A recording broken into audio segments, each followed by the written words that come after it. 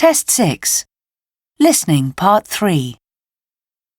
You will hear an interview on local radio with Jane Robinson, the Public Relations Officer of a company developing a former airbase.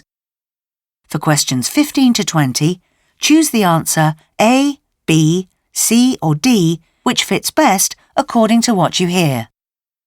You now have 70 seconds to look at Part 3. You will need to play the recording twice.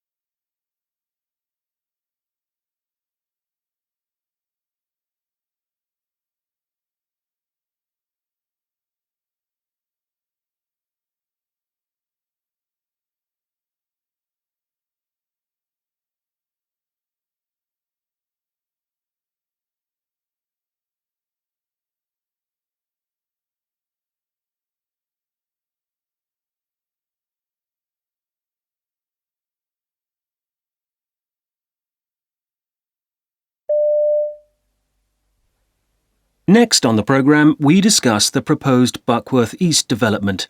As we all know, the Air Force has vacated its base in the village of Buckworth, and the site is about to be developed under the name Buckworth East. The plan is for 250 new houses and premises for small businesses. With me now is Jane Robinson, PR officer for the development company.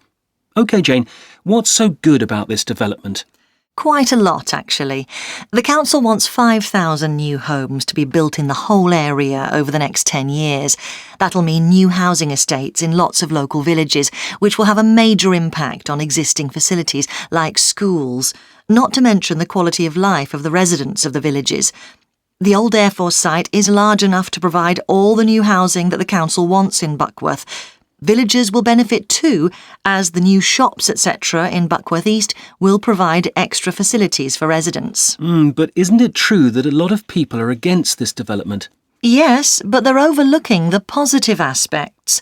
The new residents will probably have cars, and yes, they'll add to traffic flows. But the creation of jobs on the site will mean many residents will be able to walk to work, so they won't add to rush hour travel. And there'll be a high ratio of garages to housing units, so parking has been dealt with. Then a third of the new homes will be sold at little more than cost price.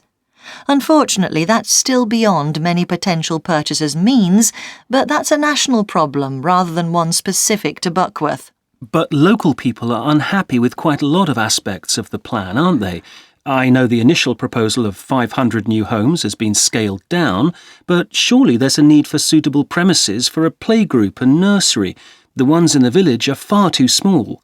It's been pointed out that public transport to the site is very limited, though I understand a bus company has announced it will modify existing services to call at Buckworth East. There's something else that's been raised, though I don't feel this is justified, is that insufficient attention is being paid to protecting animals and trees on the site. Let's face it, there are always people who'll object because there's a downside to everything. I'm sure most of them are perfectly reasonable people with sincerely held views, but if every project was cancelled because somebody objected, nothing would ever be done, and we wouldn't have enough homes or jobs, and there's surely fundamental entitlements for everyone. Of course, we have to consider all objections carefully, but there's a limit to how far they can be met. OK, how do you envisage relations between the residents of Buckworth East and of the village, Jane? It's perhaps unfortunate that the site is physically slightly separated from the village, with what will be a public park between them, so there's a built-in division. But it certainly isn't inconceivable that they'll become a single unit in due course, given goodwill on both sides.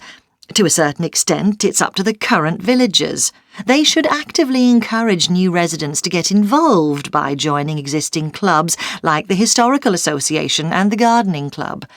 We had hoped that the new community centre, which we proposed for land between the two areas, would have helped to solve potential problems, but the council refused planning permission, so that won't happen. It remains to be seen, when the new residents move in, how soon a sense of community develops. But my guess is that new clubs will spring up on the site, perhaps in competition with existing ones. Don't forget, Buckworth East will have a larger population than the existing village. The council has just published the results of a survey of Buckworth villages. Have you had a chance to look at them? No, I haven't. There seems to be little awareness of the benefits the development will bring them, like additional jobs and shops. Some people claim that the council has simply ignored their objections, and perhaps it's the same people who see it as the destruction of village life. The vast majority, though, are fatalistic. They know there's a need for additional housing in the area and wish none of it was going to be in Buckworth, but recognise that the airbase is a more suitable site than covering the countryside with new houses, so it's a necessary evil.